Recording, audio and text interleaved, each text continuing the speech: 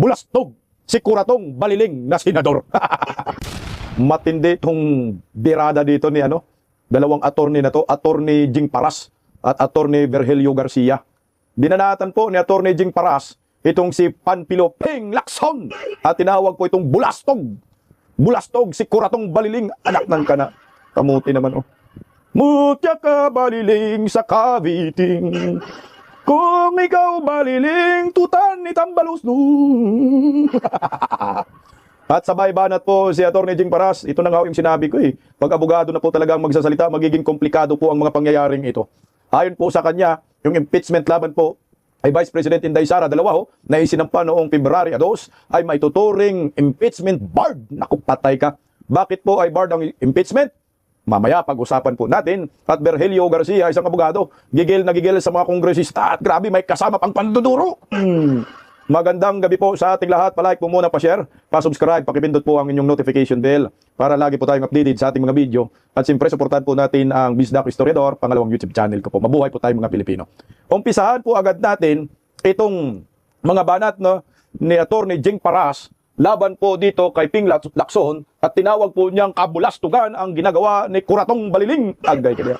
Unahin agad natin, pakinggan po natin si Attorney Jing Paras. Kung kayo pong tatanungin, ano naman po ang masasabi po ninyo kung sakali mang natuloy yung Senate, yung pagpapalit liderato dyan sa Senado, itong si Senator Loren Legarda ang posibleng umupo sana dyan kung natuloy yung bali-balita? Well, maganda yon in the sense na magkakaroon ng pagbabago yung outlook ng Senate doon sa issue ng Flood control. pag-iimbestiga ng Blue Ribbon Committee. Kung mapapalitan yan si kuratong beling senador, bigyan ng ibang leadership ang Blue Ribbon para magkaroon ng satisfaction ang mga senador, iba, yung ating mga taong bayan, makikita nila na honest to goodness yung investigation para tumbukin talaga yung mga tuwali doon sa ghost projects na flood control at saka mga substandard projects. Yun po ang baka yun ang magiging purpose bakit nila tinutulak magpalit ng leadership ng Senado.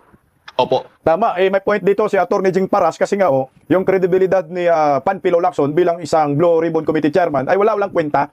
At sila po ni Tuta Soto, tinawag nga silang mga protektor ni Martin Romualdez, si Ping Lacson, protektor ni Martin Romualdez at ng mga buhaya dyan sa Kongreso dahil nga wala man lang na-rekomendang kasuhan, lalo na po itong si Martin Romualdez. Ang tanging binibira po nila ay kapwa nilang mga kasenador. Kung may binibira sila dyan, birahin din po ninyo itong mga buhaya dyan sa Kongreso na pinagmula ng insertion.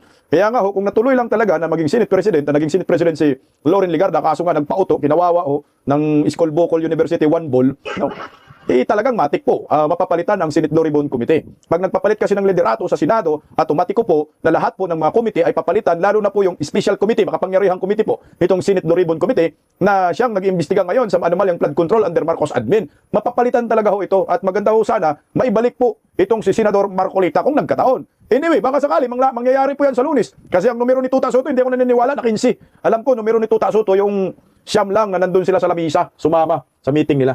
At ngayon, impeachment, politika ang naiisip at nababalita. Pero yung ginagawang investigasyon o mga sabit o mga gawit nga po nitong flood control anomaly, ano naman po yung masasabi po ninyo sa kahihinat na nitong investigasyon po ng Senado at maging ng ICI pa, ng ating pamahalaan mismo, patungkol nga po dito sa malawakang katiwalian? Unang-una, without elaborating, I will just cite one instance na klarong-klaro na kabulastugan ni kuratong baliling senador. Yung nagpresenta siya ng dalawang testigo, nakatakip yung muka. Gusto nung tinuturo si Diskaya, sabi ni Diskaya, baka pwede bang tanggalin yung kanilang takip? Ayaw ipatanggal. Tapos nung nagsabi na si Marcoleta, pwede ba akong magtanong doon sa dalawang testigo na presenta ni Lacson na nagpuproba na yung 30 Tamarin Street na Forbes Park ay pag-aari ni Martin Romualdez. Imbis na pasagutin niya yung dalawang witness, siyang sumagot. Nagiging pangatlong testigo siya. Kasi lahat ng mga tanong ni Marcoleta, siyang sumasagot. Parang naging katawa-tawa si kuratong baliling senador. Di ba? Kaya nga ikaw dapat ang chairman, pagbigyan mo yung mga ibang members ng Blue Ribbon Committee na magtanong kusa, pero ikaw ang sumasagot. Doon pa lang, lalong-klaro na, walang kwenta talaga yung Blue Ribbon Committee investigation.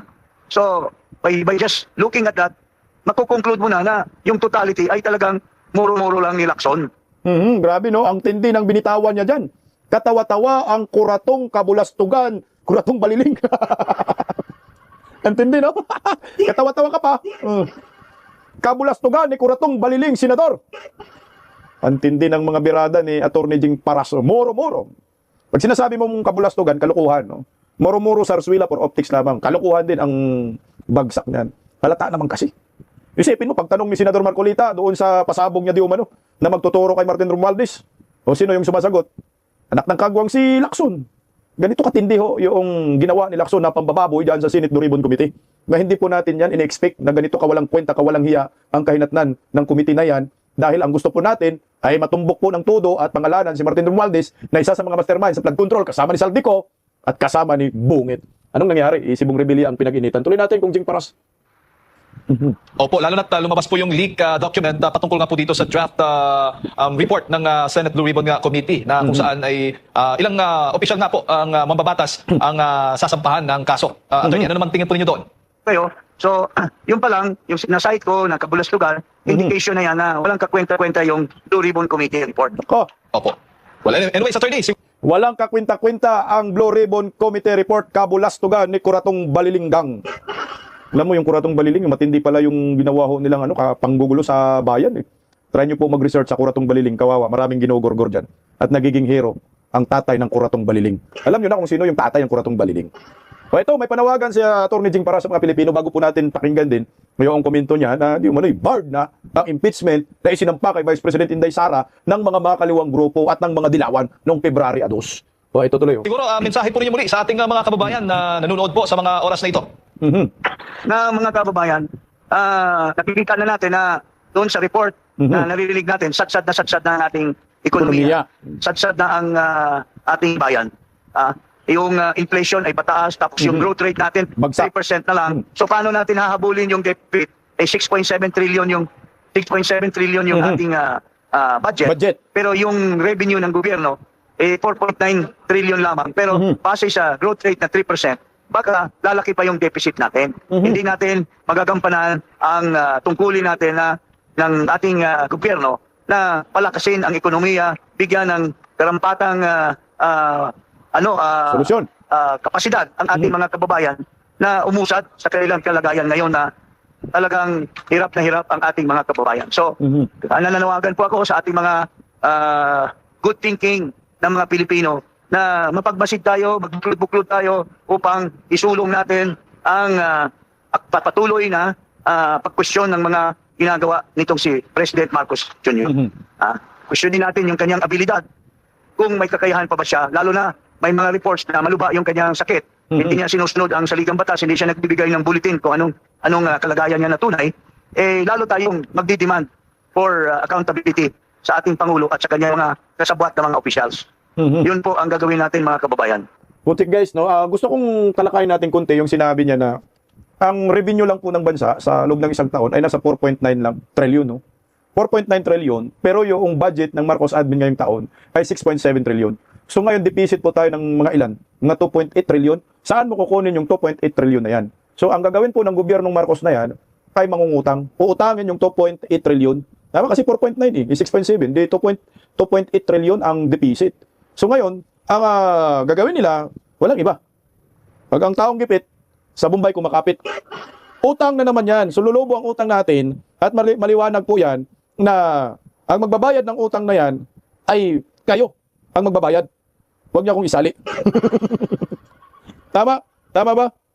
Sorry, 6.7 trillion ang ang budget ngayong taon, pero ang revenue ng ating bansa ay 4.9 lang. So sorry hindi 2.8. So mga 1.8 trillion, almost 2 trillion ang uutangin ng gobyernong Marcos. So papasanin na naman natin yung mga yan, papasanin ng maraming Pilipino ang utang na yan. Mantakin mo magkano na ba ang utang ng Pilipinas ngayon? 17.7 trillion, so mga 18 trillion. Dadagdagan mo ng 2 trillion, so ngayon taon magiging 20 trillion na ang utang ng Pilipinas. Walang ginawang gobyernong Marcos, puro lang kalukuhan at pagnanakaw sa kaban ng bayan. Bagsak ng ekonomiya, baon pa tayo sa utang, anak ng kagwang.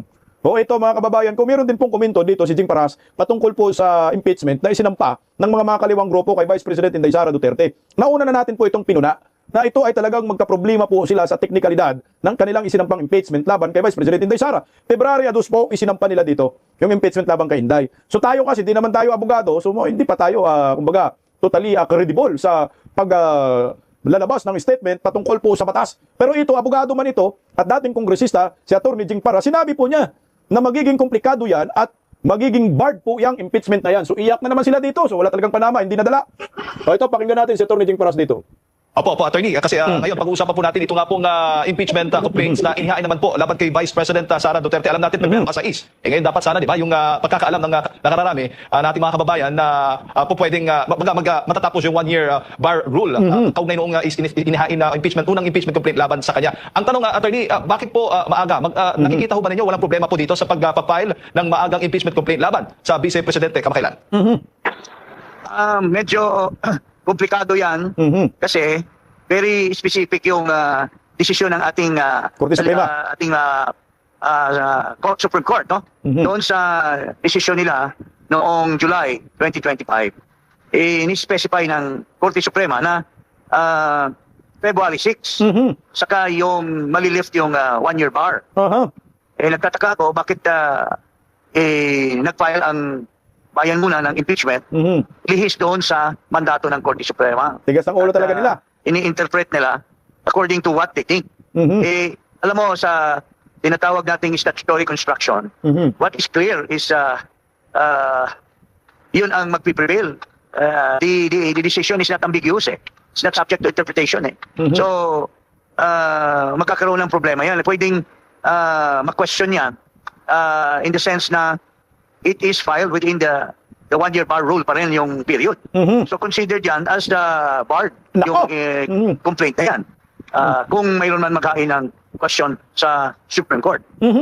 Opo. Ang paliwanag Okay, mas maganda po ito. Abogado nang nagsasalita. Malamang, nasilip na rin po ito ni Atty. Torion. So considered barred na naman ang impeachment, no? Laban kay Vice President Inday Sara Duterte. So paano po yun? Nagsampa sila ng impeachment ng February 2.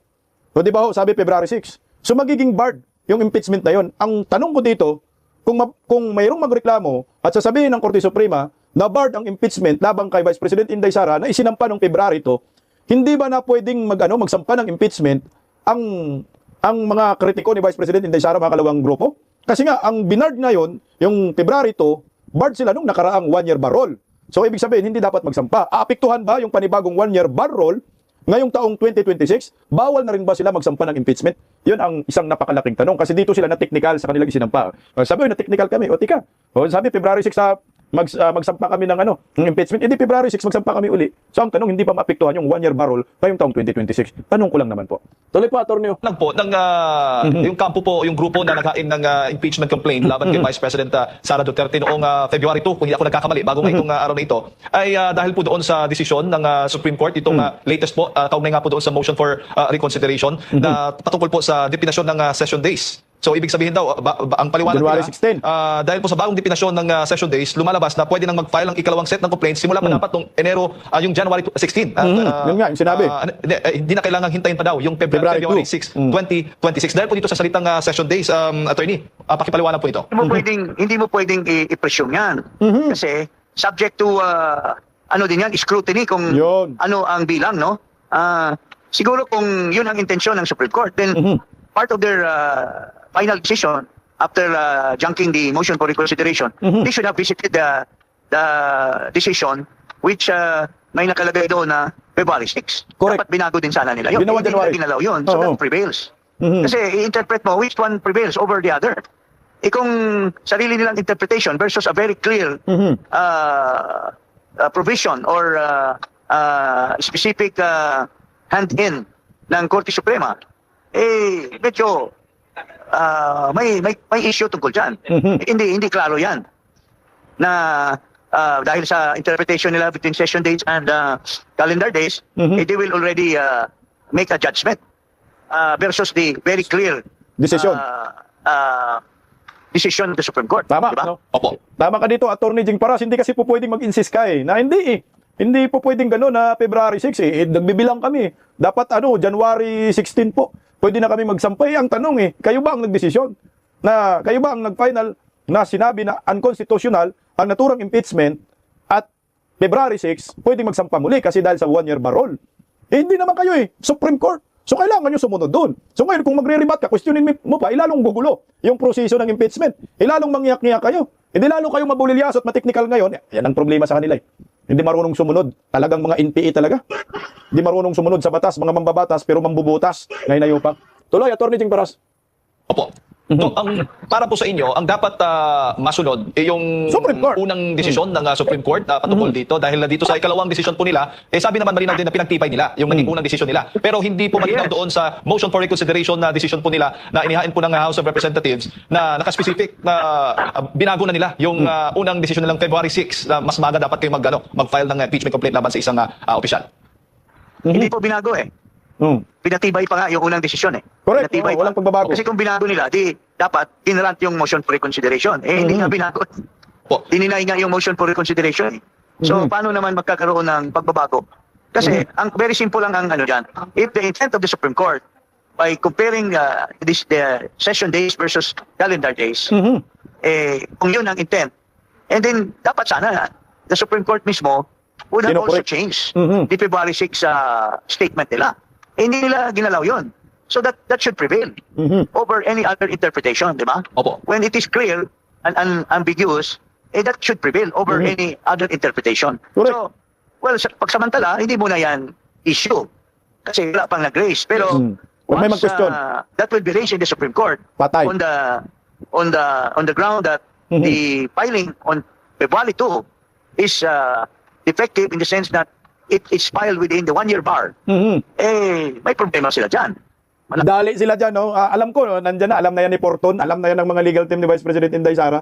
Baka hahayaan mo na yan, no? Hahayaan mo na yan ng kampo ni Vice President Inday Sara. Anuhin mo na, hayaan mo na yung due process, no? Gagawin ng mga kongresista, kagayang ginawa kung sufficient pa or insufficient, may inform ba or may substance ba yung impeachment laban kay Vice President Inday Sara, bago siguro po magsampa ng reklamo ang team ni Vice President Inday Sara sa Supreme Court. Yun ang nakikita ko, ha. Bahala kayo, sige, mag-hearing kayo dyan. Magsaya kayo, okay. Kasi tayo, alam naman ho natin, yun talagang purpose po ng mga bataan ni Bongbong Marcos dyan sa Kongreso, na i-impeach talaga si Vice President Inday Sara. Lalo na po ngayon, lalong lumalakas yung impeachment laban kay Vice President Inday Sara, panawagan na ma-impeach si Inday Sara. Sino po yung nagsasabi ng ganyan? Lumalakas dahil si Tuta Soto ang nagtutulak. Excited na nga daw si Tuta Soto na magiging impeachment judge, no? Diyan sa Senado kasi gusto nilang ma-impeach si Inday Sara. Lumalakas sila, sa kanila yun. Pero ang taong bayan halata na dyan. So, what for example, sabihin na natin, may impeach si Inday Sara, patawan muli nila. Meron na namang negosasyon for a litter release program. So, yung 150 million, nagiging 200 million, pipirma uli. Maniobrahin na naman ni Charis na budlat ang mata. So, ngayon, may impeach si Inday Sara. Sabihin na lang natin, kasi yun naman ang direksyon nila tangin na, sasakit ulo nila dyan. Pupunta na naman ang kampo ni Vice President Inday Sara sa Supreme Court. Dahil meron na naman silang nakikita na butas ng dalawang impeachment na isinampa ng Dilawan at mga kaliwang grupo. Yan ang nakikita natin dyan. Na panigurado, mabasura na naman ito, sasabihin na naman ng Supreme Court na unconstitutional ang naturang complaint. Articles of impeachment laban kay Inday Sara, iyak na naman ang mga bungok. Tuloy nga natin, no? Attorney Jing Paras. Yung problema yan. Hindi valid yung pag-file. Kung ibig Tama. sabihin. Opo. Para po Invalid sa mga ilang kongresista at yung mga complainant po nito, hindi po malinaw po para sa kanila. Baga confusing po yung naging latest decision ng Supreme Court. Sa inyong paningin, attorney, kayo rin po ba ay confusing din po ba itong naging desisyon, itong desisyon ng Supreme Court patungkol doon sa motion for reconsideration? Yung mga ayaw kasi ng decision, siyempre, Nako-confuse. guguluhin nila yan, sabihin nila confusing. Pero, very clear and unambiguous. Yung decision, walang pagbabago doon sa July 25. So, babalik din yan sa Korte Suprema. Sino bang makapag-clarify niyan? Korte Suprema pa rin. Sila yung nag-interpret eh. E di babalik din sa Korte Suprema yung issue niyan. Once there is 1 or 2 or 3 people that will raise this issue in the Supreme Court that the filing on February 2 by the Bayan Muna is effective. It is contrary to the Supreme Court ruling that the 1-year bar rule would only start would only end on February 5 or 6. Yun ang very clear na ng Korte Suprema. Opo.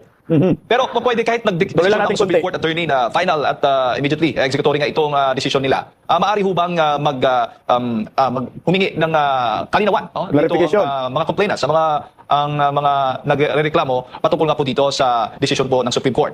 Magiging question dyan is the fact that tinanggap ng House of Representatives, tinanggap ng Secretary General, at kung ipo-forward man yan within 10 days to the Office of the Speaker, then it will be endorsed within 3 days to the... Pwedeng questionin na yan, na it violated the 1-year bar.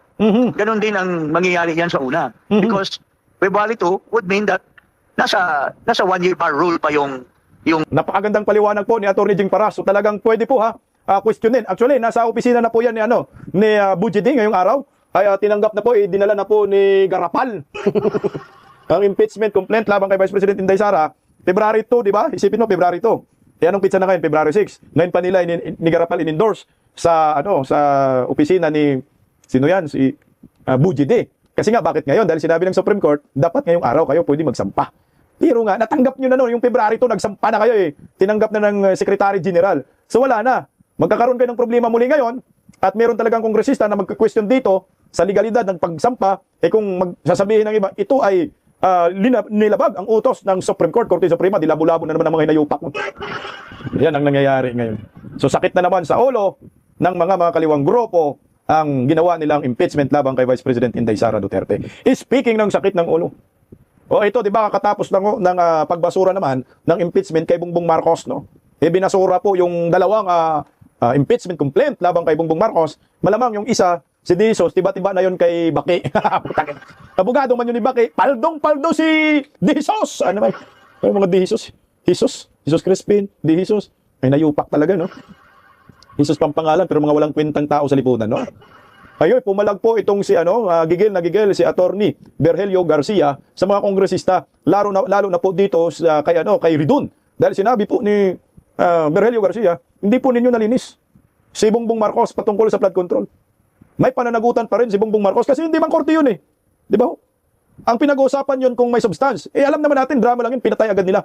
Kaya gigil ang Attorney Virgilio Garcia, retired general, kaya Ridon, patay ka Ridon, okay ka kuki, yari ka kuki. Assalamualaikum warahmatullahi wabarakatuh. Ginoong Terry Ridon, kayong mga nandyan sa House of Tips. Akala nyo siguro ang gagaling nyo sa ginawa nyo. Akala nyo naisahan nyo ang taong bayan. Hindi po exonerated Correct. ang respondent. Hindi po napawalang sala ang Pangulo sa ginawa ninyo. Exactly. Nananatili po sa isipan ng taong bayan. Siya ang mastermind ng malawakang nakawan. Tama ka dyan, sir. Stop muna. Hindi nilinis. Hindi naman talaga nalinis. Kasi ito, linawin natin dahil ito po yung pinangandakan ng mga bangag supporters, no? Mga ensaymada vloggers, na walang kinalaman si Bongbong sa flood control. Walang kinalaman sa korupsyon. Anak ng kagwang. Kitang-kita na po ang partisipasyon ni Bongbong. Tinuro na po siya ng dating General Appropriation Chairman diyan na committee, diyan sa Kongreso na si Saldico. 100 billion insertion, 50 billion kay Sandro. Pinapadeliver, 2 billion na buwan-buwan, liwanag po yun. Sa tingin nyo ba nalinis siya? Hindi siya nalinis. Nanatili po sa isip ng maraming Pilipino na ang totoong mastermind talaga dito ay si Bungit, pati si Tambaloslos. Tuloy, sir. Wala kayong depensa. Correct. Kaya pinagtatakpan ninyo. Exacto. Hindi po yan ang turo ng Korte Suprema doon sa desisyon sa Duterte case.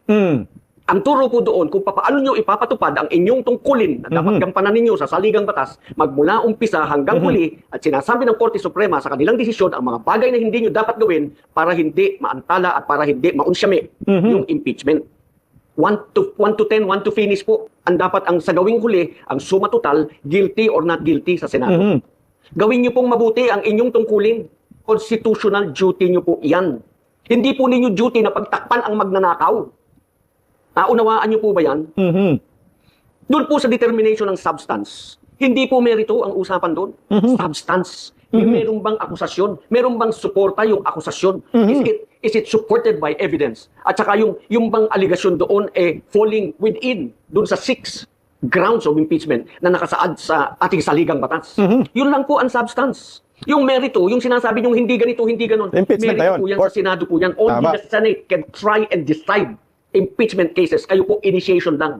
Tama, no? Yung merit pala ng naturang complaint, yung impeachment sa Senado, no? Ngayon sa Senado nila pagbubutuhan yon. Pero yung substance, nandyan sa Kongreso. Meron namang substance, merong reklamo, merong ebidensya. Sayang po, Attorney Virgilio, yung kongresista na mag-endorso sa impeachment labang kay Bongbong Marcos, yung sa inyo, talaga namang ganda sana yun. Gandang rambulan sana sa Kongreso yan, Yawards, no? Wala Mukhang nasampal ng malita yung mga yun, Wala Huwag ninyong babuyin ang taong bayan, huwag ninyong sirain yung patakaran. Kaya sa ligang batas, tungkulin po ninyong mag-initiate, hindi mag-defeat. Gigil na. Kailangan na lamang po, ang huling pag-asa na lamang po ng taong bayan, sana yung karamihan ng mga mambabatas ay hindi sumang-ayon sa inyo. Sa plenary, Dahil bibigyan niyo sila ng kopya ng buong dokumento, ng lahat ng dokumento tungkol sa impeachment. At sila ay pag-aaralan nila yan. Ang pag-asa na lamang ng taong bayan. Huwag silang sumang-ayon sa inyo. Sana madipit sila. Kasi nga, oo nga naman, di ba? Ito yung sinasabi ni Luestro na may posible pang ma-reverse yung desisyon. Kasi nga, tatalakayin sa plenaryo, isusumiti ng komite yan eh. Ngayon, sa Kongreso at tatalakayin sa plenaryo, magbubutuhan ang mga kongresista. So, ilan ba yung kongresista po? 300 plus, no? So, ngayon, kailangan merong magmosyon na dapat ay i-reverse yung naturang impeachment, no, na kanilang ibinasura dyan sa Committee on Justice nabang kay Bongbong Marcos. So, kailangan po makalikom yung magmosyon ng 105, I think, di ba, 105 na kongresista, 1/3 votes, para ma-reverse yung decision at sasabihin in substance yung nauna nang ibinasura. Malamang magmosyon yung sila ni Marcolita, no? Magmosyon yung mga makaliwa dyan. Tingnan natin kung magmosyon pa sila. Kung hindi po yan magmosyon, talagang sarswela ho ito. Tuloy, pero ano yan, suntok sa buwan na mabaliktad ang decision. Numero ngayon, hawak pa rin ni Bangag. Kailangan mapanagot ang Pangulo. Kailangan magkaroon siya ng pagkakataong magpaliwanag sa taong bayan para malinis niya ang kanyang pangalan. Para hindi pagkatapos ng termino niya ang tawag sa kanya, mastermind ng malawakang nakawan. Bigyan niyo siya ng pagkakataon. Yun po ang impeachment. Give him the opportunity to explain to the people that he is not guilty. Unawain po ninyo ang espiritu ng impeachment. Kailangan nyo nga pong maglimbag ng batas ng inyong rules of procedure and impeachment proceeding para mabigyan yung buhay yung mga nakasaad sa saligang batas kung paano kayo mag-i-impeach. You are to carry out the purpose of impeachment ng Section 3. Hindi po ng provision. You are going to give life to the purpose. Yung espiritu po ng impeachment ang inyong dapat tukdin. Hindi po yung salita sa Constitution, hindi po yung kung paano ninyo tatalunin ang impeachment at pagtatakpan ninyo yung nasasakdal. Umayos po kayo. Dinadala nyo sa malaking kaguluhan ng ating bansa. Magtatago ka rin lang naman pagka nagkaganunan Salamat po. Ang init. Ang init mo, Atty. Berhelio Garcia. Magtatago ka lang din naman. Alam niyo po, hindi na po ako umaasa dyan sa impeachment na yan. Wala po yan, sarswila lang yan. Magsasayang ka lang ng panahon yung impeachment labang kay Bangag. Hindi lehitimong mga complainant Sayang lang, no? Sana, Atty. Berhelio, kayo yung talagang nagsampa ng impeachment para maganda yung laban. No? Wala, nagawa ng paraan ng mga kontratista no? Nasampal yung kanilang yung kongresista na mag-endorso sana ng impeachment laban kay Bangag. So anyway, wala na tayong magagawa dyan. Deeds na yan At saka malabo naman talagang mabaliktad yung decision kasi alam natin. Ngayong mga kongresista ngayon, kumakapit pa rin sa ni Tambaluslos, ni Sandro Marcos, Bongbong Marcos, umapit sa kanilang peking kapangyarihan, peking Panginoon. Basta ako, umaasa na lang ako sa wish ni Cara David. Kung sino man ang dapat parusahan, wala nang iba yung mga kawatan. Na ayun nga ho, dito kay Atty. Jing Paras, bulastog, si Kuratong Baliling na senador. Kaya good luck na rin na lang sa ating mga Pilipino. Laban lang. May pag-asa po tayo kay Vice President Inday Sara Duterte.